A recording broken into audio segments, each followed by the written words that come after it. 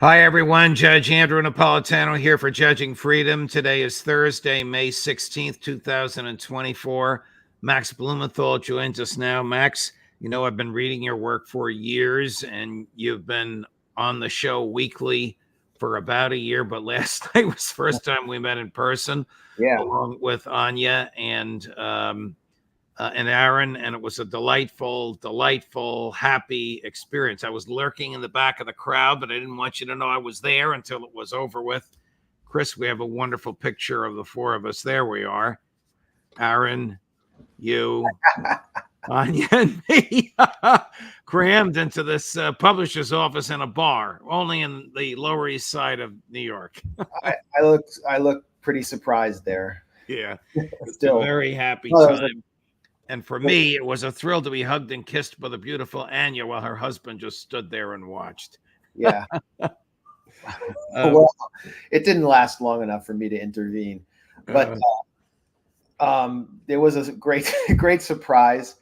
And this was the book launch for Anya's new book, Corporate Coup, which is about the failed U.S. coup attempt against Venezuela, looking at it as a test case for the overall failing state of U.S. empire and its mechanism of financial terrorism. And it's a great book.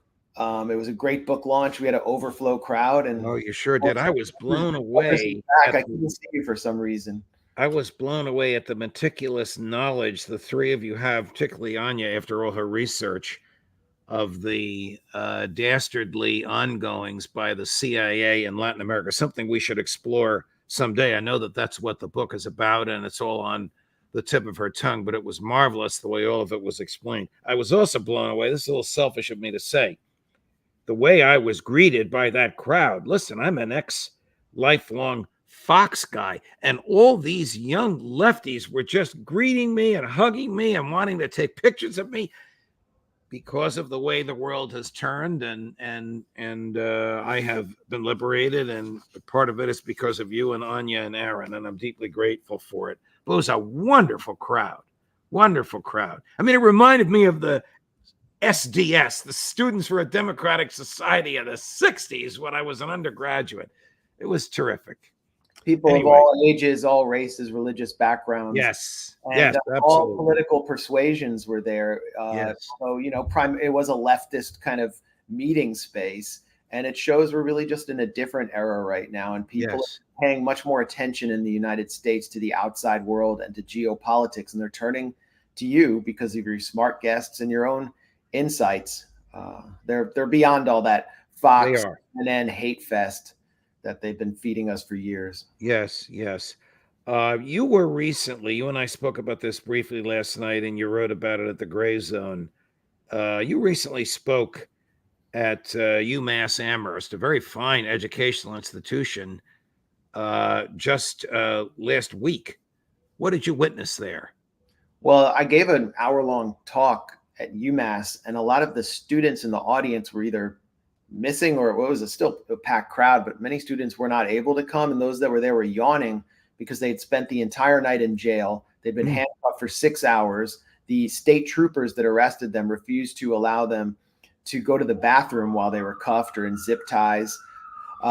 Some of the women said they weren't allowed to change their tampons. They were, treated very harshly after being tackled and brutalized by Massachusetts State Police. Why? Because they staged a peaceful encampment on the central lawn at UMass.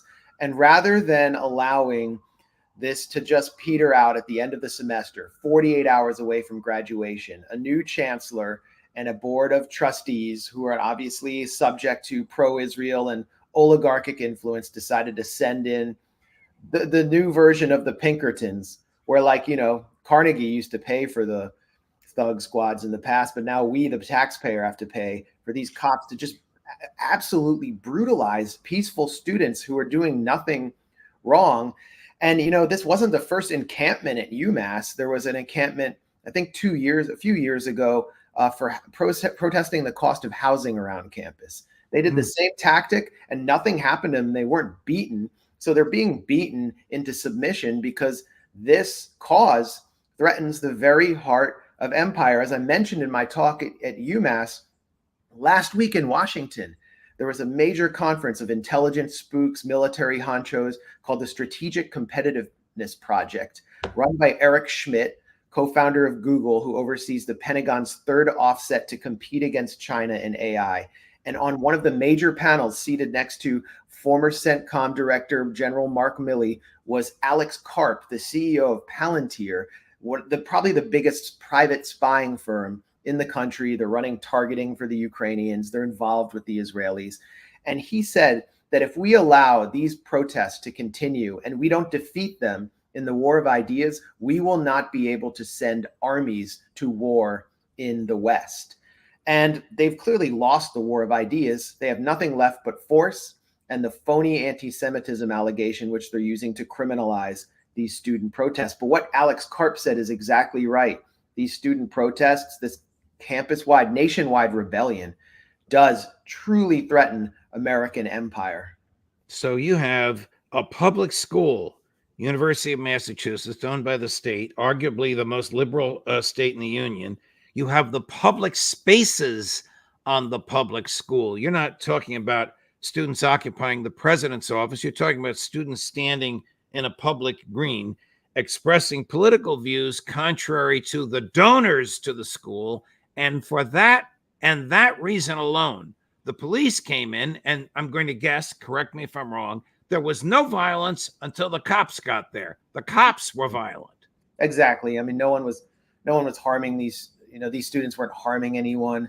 Actually, the day before my talk, pro-Israel students were going around ripping down flyers posted around campus advertising my talk and putting up pro-Israel propaganda, but they faced no consequence. But they weren't harming anyone. They weren't doing anything. Now they've been charged with trespassing on their own campus, and the campus administration handed over the safety of students to the state police to come in and beat them with truncheons and tackle them. Look at what we saw at UCLA. The police, LAPD, LA Sheriff's Department, University of California Police Department disappeared for 4 hours at precisely the same time a mob of Zionist hooligans from West LA gathered with metal pipes, Dodgers Stadium level fireworks, and pepper spray to attack peaceful protesters at UCLA. All on camera. Multiple cases of assault and battery were carried out on camera, live streamed by local media throughout LA. And the police stood by and watched? Arrested anyone. No one has been arrested yet, but 2 days later, 41 students were arrested preemptively on their way to a peaceful sit-in, and they were charged, along with every journalist documenting this, with conspiracy to commit burglary by LA Sheriff's Department. It's so obvious what's going on here. This is another school owned by the government, and again, the public part of the school, the part of the government's property dedicated to the free dissemination of ideas. Max, I can't imagine any of these cases withstanding a rudimentary challenge in court. That's not necessarily a happy outcome because of what they went through, being unable to use the bathroom and being hogtied. Is just for what? For standing there while expressing a political opinion? What's the burglary? What's the basis for the burglary charge? They're just throwing anything at them. Columbia University charged the students with trespassing and removed their ability to even live in their own dormitories that they had paid for. But they're just making it up as they go along in order to preserve the special relationship with a foreign apartheid state currently engaged in genocide 5,000 miles away. And let me give you a few, insights into why campus administrations are behaving the way they are and waging this massive attack on free speech and allowing students to be brutalized by outside forces. Please do so. Okay, at UCLA, for example, one of the attackers on camera, who's proudly admitted to being involved, is named Tom Bibian. He's not some run-of-the-mill criminal class hooligan. He's from an extremely wealthy family in West LA that runs the Bibian Family Philanthropic Foundation.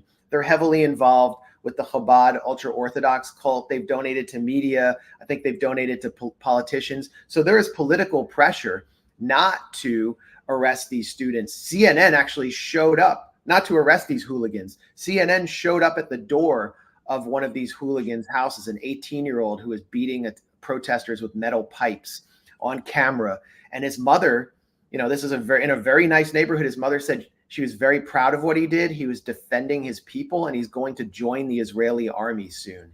Then you have at Columbia University, we've all heard about Manoush Shafiq, the president there, has no idea what she's doing. They're trying to stop a divestment drive. The students want to divest from arms companies like Lockheed Martin, which are providing Israel with gigantic weapons platforms and bombs to commit genocide. Well, guess who is a major Columbia trustee? Che Johnson, who is Obama's Department of Homeland Security chief, who is coaching Shafiq on this and serving as a liaison between the law enforcement agencies and the security state and the administration. He is on the board simultaneously of Lockheed Martin. Lockheed Martin has received more public welfare, more money from us, the US taxpayer, over the last 10 years than the Department of Education. Can you believe that? So that's what's controlling Columbia University, and that's what these students are threatening. And then you were talking about how UMass is a public university. Well, Ohio State had a very harsh crackdown in Columbus, Ohio. Ohio State, it's technically a public university. My grandmother went there for a time. It's not really controlled by the public. It's controlled by Jeffrey Epstein's number one wingman, Les Wexner, Victoria's Secret former CEO. He has donated over $120 million to Ohio State. He basically controls that campus and the city of Columbus, and he's on the board of trustees. And despite all of these credible accusations from Epstein accusers, Virginia Giuffre, for example, no one can dislodge him from that board because it's all about the Benjamins, baby. That's what this all comes down to. What is the latest politically motivated investigations by the House Republicans in order to tamp down the exercise of free speech on college campuses? Well,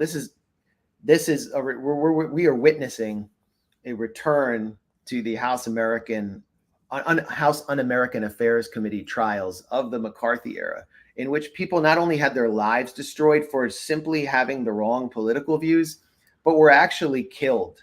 Julius and Ethel Rosenberg, Sacco and Vanzetti, American dissidents were given the death penalty. Paul Robeson eventually was killed in his family's view, and certainly had his life destroyed. And James Comer and of the House Oversight and Governance Committee and Virginia Fox have sent out a letter demanding that the Treasury Department investigate various nonprofits for sponsoring groups like Jewish Voice for Peace or the Jewish group If Not Now, as well as Students for Justice in Palestine, because of their, quote, un-American views. This is a new talking point that the Israel lobby is rolling out, to not accuse them of being pro-Hamas or anti-Israel, but to accuse them of being un-American and demanding that the government investigate them and then bring them before Congress to testify about their un-Americanism. Last week, we saw Virginia Fox bring actual educators, heads of public school districts from across the country, to testify on the grounds that they were sponsoring anti-Israel education. Representative Aaron Bean claimed that second graders were belting out Nazi propaganda in schools and just completely making it up. But now they're rolling it into un-Americanism, and they're going to do show trials, the House GOP, which is actually under the control of the state of Israel and the Israel lobby, on the grounds that protesting this genocide is somehow un-American, and it's getting traction. Concurrent with that, there are lawsuits being waged by major corporate law firms with plaintiffs as the plaintiffs are the family members of captives in Gaza.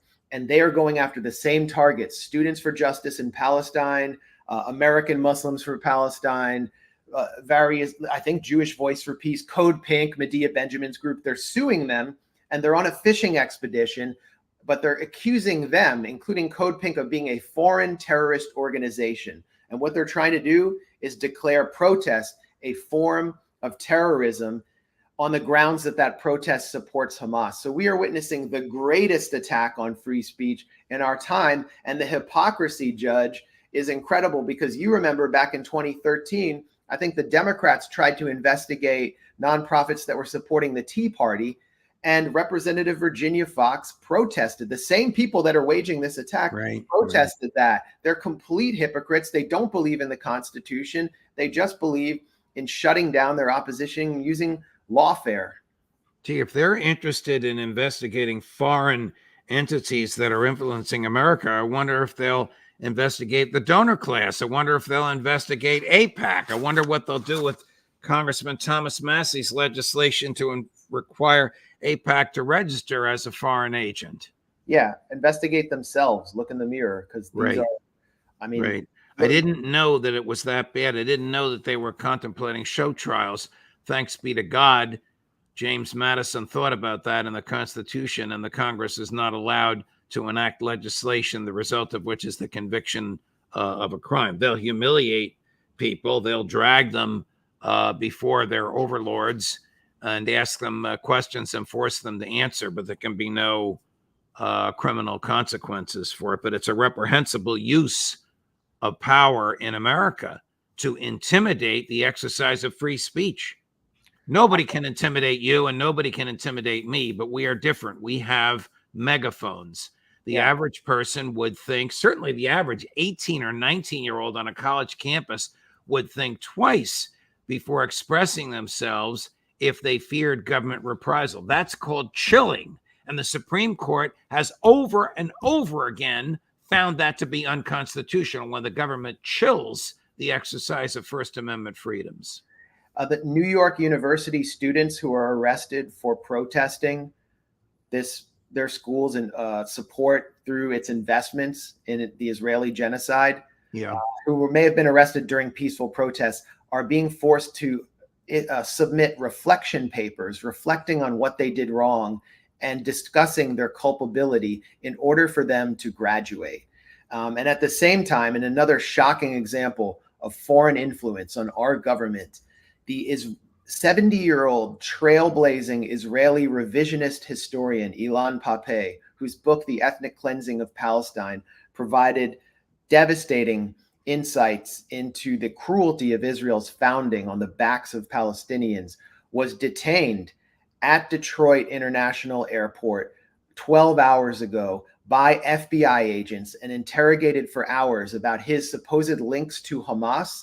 And they demanded every Arab and Muslim contact he had in the United States, and they took his phone and copied its contents. And I will be doing a webinar with Ilan Pappé on Saturday, but this is clearly coming from Israel. The FBI is clearly taking its cues from the Israeli security state here. We are under occupation. The occupation has come home.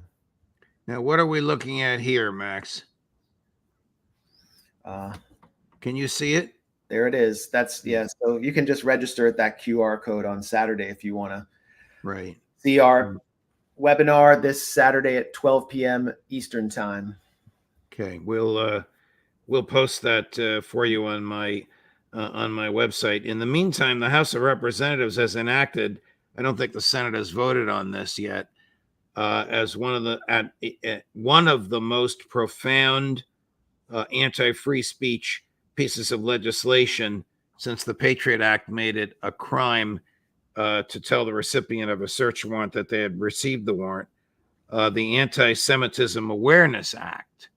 I mean, this allows the bureaucrats in the Department of Education, as I understand it, to cut off federal funding to schools which, in the opinion of those bureaucrats, don't adequately surveil the students, the professors, and the administrators for articulating anti-Semitic speech. This forces you, if you want to criticize the government of Prime Minister Netanyahu, to criticize another government as well. This forces you, if you want to criticize Zionism, to criticize another religious and racial movement as well. This not only punishes speech, this forces speech. This compels speech. This is about as profoundly violative of the First Amendment as one can imagine, and yet it was voted on overwhelmingly. The only one who spoke against it was Thomas Massey. They gave him 2 minutes to speak against it. Yep.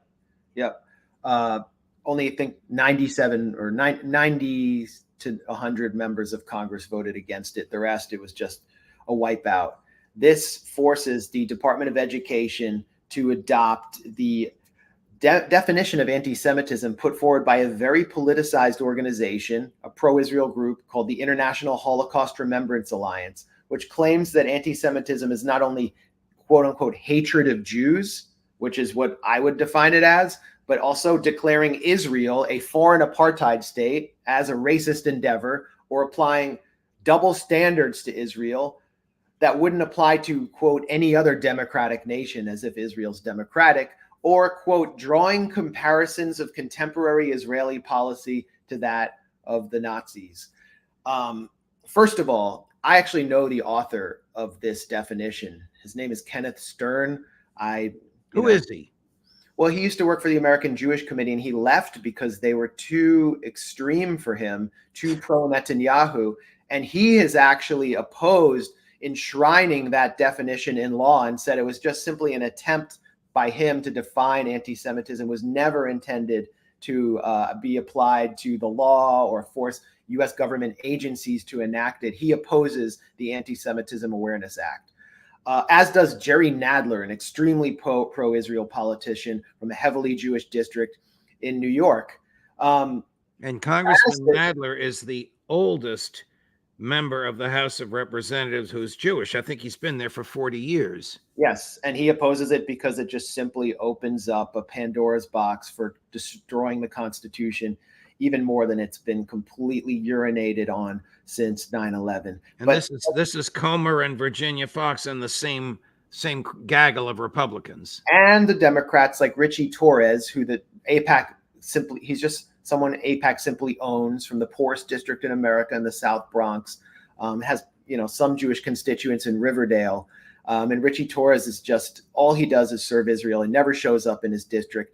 But the Anti-Semitism Awareness Act would define Albert Einstein as an anti-Semite. Albert Einstein, who was asked by the state of Israel to be its first president and refused, and referred to the Lehi or Irgun movement, which is the intellectual basis for the Likud party that Netanyahu leads. He referred to them as Nazis. Ronald Reagan referred to Israel's conduct in Lebanon during its invasion in 1982 as Nazism.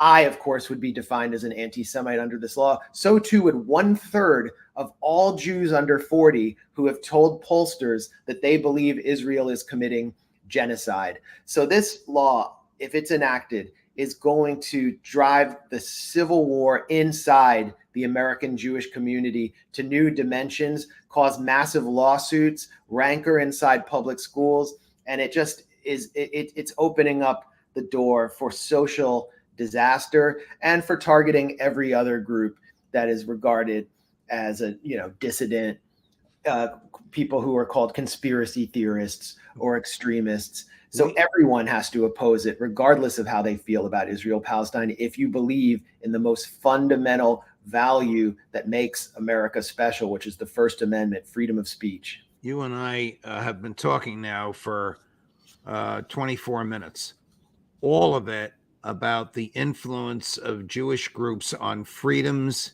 in America. It's really unbelievable. All of it about the vice grip that the donor class has on the Congress of the United States of America. And against, just quick clarification, and against Jewish groups like Jewish Voice for Peace, or If Not Now. Right. What would they have thought? What would the donor class have thought of the happy, intellectual, open, beautiful conversation we all had last night at that bar on the Lower East Side?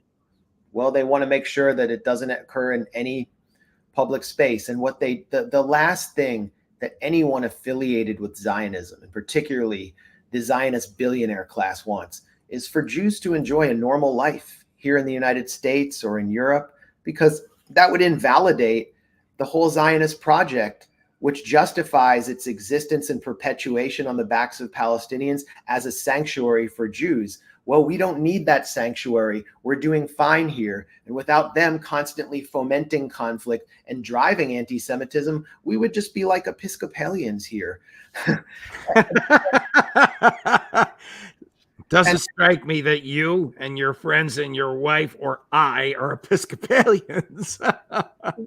You know what I'm saying. And I know what you mean. The basis, the real thesis of my talk at UMass was that October 7th has produced one of the ultimate mask-off moments. It's exposed all of our elite institutions and the Zionist control that's exerted over them. But it also exposed Zionism itself. If Zionism is justified as a political project to keep Jews safe, as Theodore Herzl marketed it, then what was October 7th? October 7th showed that Zionism and the state of Israel are the least safe place for Jews on the world. And now, by nature, they aim to keep Jews in a state of perpetual fear and insecurity in order to keep getting the weapons, the money, and the political support from the Gentile authorities in Washington, those same Gentile authorities that voted for a bill that defines me as an anti-Semite. What is the status of fighting in Gaza? This morning I woke up and heard a report that 5 Israeli soldiers were killed by friendly fire. I don't know where this happened. Can you enlighten us on any of this? Yeah, I think that happened I believe that happened in the Jabalia refugee camp in the north of Gaza. And I think the number of deaths is higher, or there are 7 extreme injuries. That was the result of a sophisticated raid by the Al-Qassam brigades against 3 armored vehicles of the Israeli forces, which led to the Israelis coming in. They can't do anything without massive fire support. They can't fight face to face. And so when they came under attack, they called in massive airstrikes, which wound up killing the rescue team as the Qassam fighters escaped through the tunnels. Now, let's step away from the details. What we're witnessing in Jabalia is a portrait of Israeli military failure. Israel went in hard in Jabalia, destroyed that entire refugee camp throughout the months of November and December, killed so many people. There were hideous massacres. They dropped 2,000-pound JDAM bombs there to get 1 Hamas operative. Joe Biden's bombs. Biden bombs. And in January, they left, claiming that an operational hold, that they had taken out the Hamas brigades there. And now they're back because they totally failed. Hamas is reconfiguring both as a military force and as a government.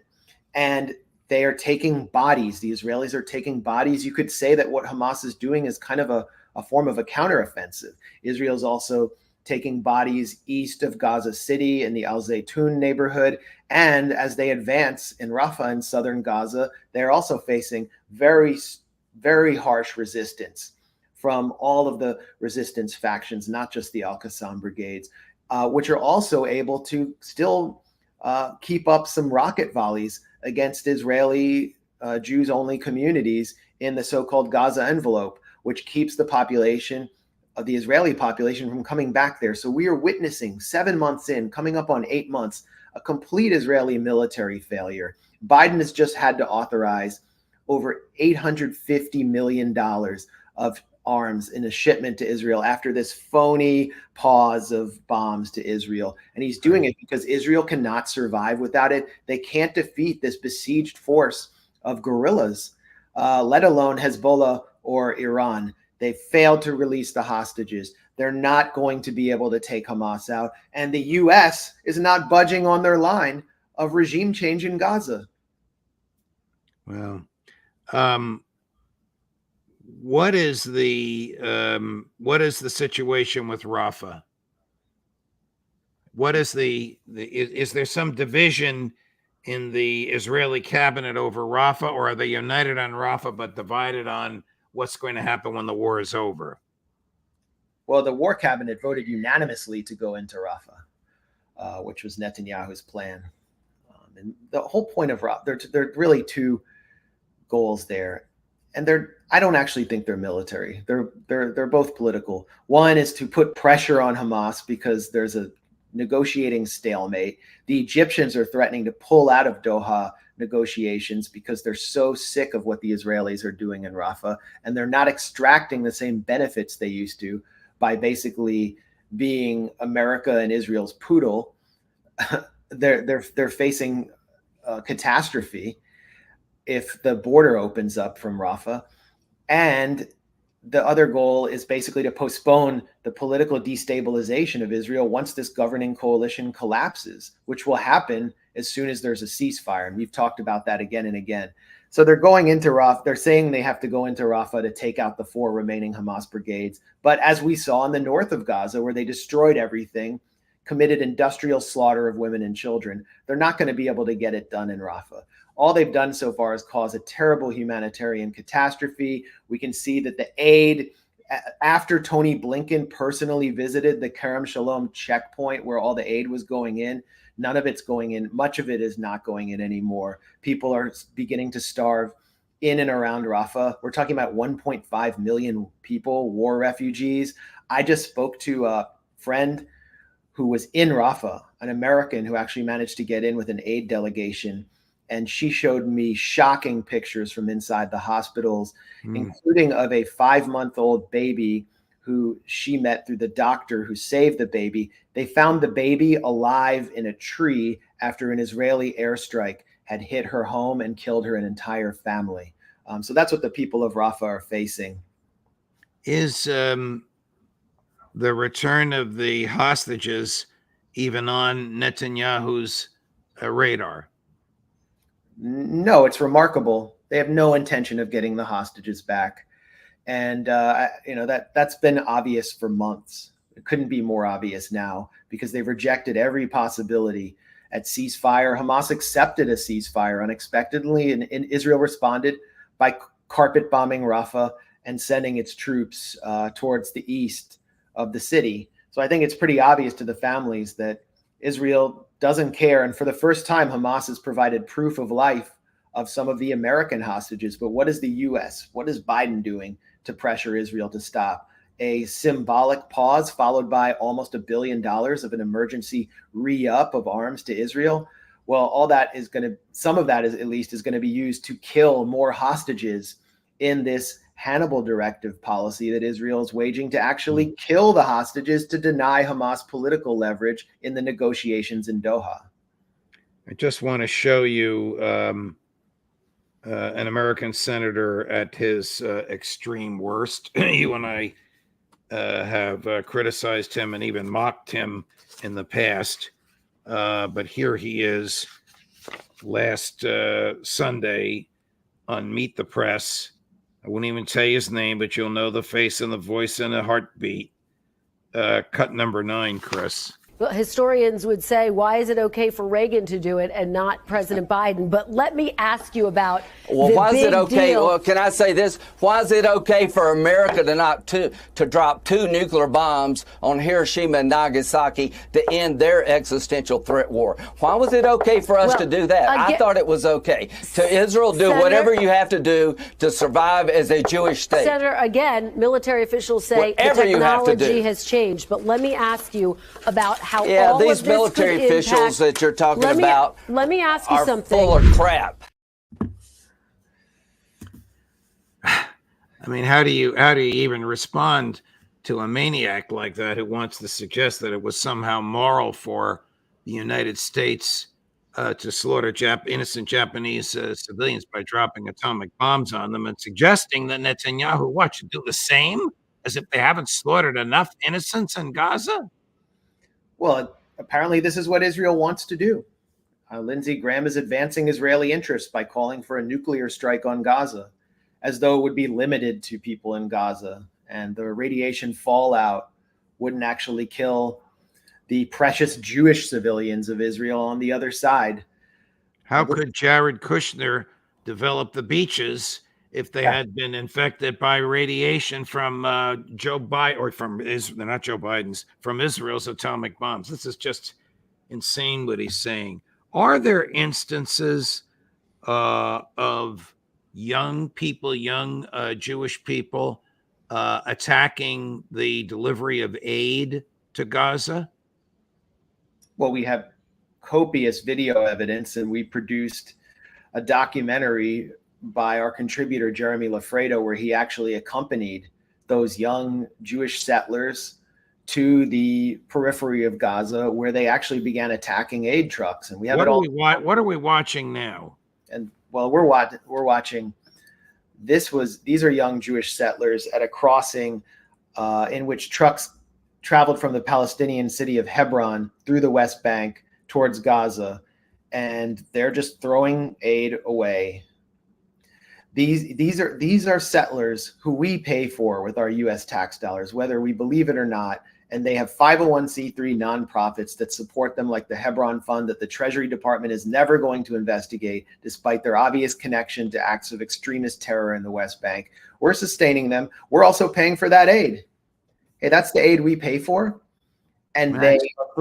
they're throwing it out in order to perpetuate a genocide. They openly stated to Jeremy Lafredo, our contributor, that the goal of this was to starve the people of Gaza, to starve them out. And that's a genocide that Secretary of State Tony Blinken explicitly denies is taking place.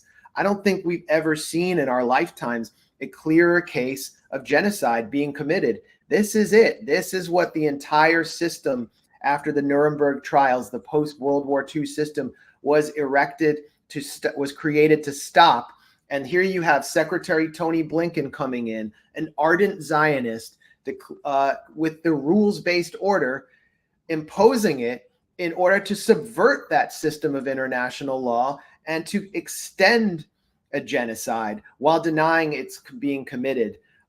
This week, someone named Ari Nair, who is a functionary of George Soros, helped Ken Roth start Human Rights Watch, kind of to advance the overthrow of post-Soviet governments that weren't going along with the United States after the fall of the Berlin Wall and the end of the Soviet Union. Someone who I wouldn't exactly call an anti-Israel ideologue, declaring in the New York Review of Books, the sort of journal of the liberal intelligentsia in New York, also sponsored by Soros, declaring that Israel is in fact committing genocide. And he pointed to the obstruction of aid deliveries. I don't know why he couldn't look at the industrial slaughter of children as an example, but he pointed directly to videos like this, scenes like this, as proof that Israel's committing genocide. So I think more of the sort of liberal class that had supported kind of a liberal Zionist two-state solution is beginning to see the reality here. And that's that these settlers actually control the Israeli government, and they want nothing less than the full extermination of everyone in Gaza and all Palestinians and all challenges to Jewish supremacy between the river and the sea. Max, I'll let you go. Thank you very much. But I have to say that you and Anya and Aaron and your colleagues at the Gray Zone are simply a gift to the American people who want to know exactly what is going on in Israel and what strings are being pulled here in the United States. And your courage is simply over the top. Oh, by the way, did Bobby Kennedy ever get back to you on your offer to debate him, which I offered to provide the platform for and moderate, because I didn't hear back from him? No, I think a little brainworm named Shmuley Botiak got in the way. But thank you for the really kind words, Judge. At the Gray Zone, we're providing journalism as a free public service, and we couldn't do it without everyone who's supporting us, including you, just giving us this platform. So it was really great meeting you, and we look forward to collaborating more. Thank you. All the best. We'll see you next week. Thank you, my friend. Thank you. Wow. Another extraordinarily brilliant and courageous person that I am deeply grateful for having on the show. Tomorrow, Friday, end of the week, 2:00, Colonel Larry Wilkerson. 3:00 Eastern Times, of course. 3:00, Professor John Mearsheimer. 5:00, end of the day, end of the week, everybody's favorite Intelligence Community Roundtable, Larry Johnson, Ray McGovern, and me, Judge Napolitano, for Judging Freedom.